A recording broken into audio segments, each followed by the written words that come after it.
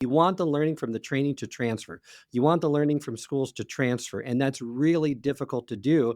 And it speaks to how deeply you're processing things. So if you're going to process it in a deeper way versus a more superficial way, and you use the example for this concept of rule versus example learners.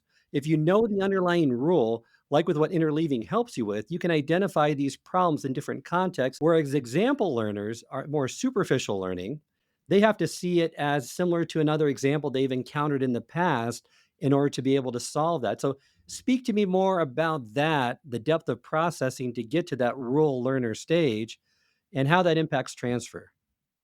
In the problems we use in the lab, people are learning a rule, but more generally, we're talking about abstractions. So, for example, when Roddy teaches intro psych, and he taught that a lot, I taught it a little bit, you teach classical conditioning. And Pavlov, the dog, is a good example of that, where they salivate up hearing a bell that was paired with food. And you can talk about the different components of classical conditioning, the conditioned stimulus, unconditional stimulus, conditioned, and so on. What you want is you want the students to pick up the abstraction about what a conditioned stimulus is, what an unconditioned stimulus is. But the example learners tie that in with the concrete situation of a dog hearing a tone. And as a consequence, if they don't have the abstraction, then they can't transfer when the situation changes. So the key is to get an understanding of the underlying principles. And the same thing happens in our chemistry courses at WashU. The students say, this wasn't a fair test.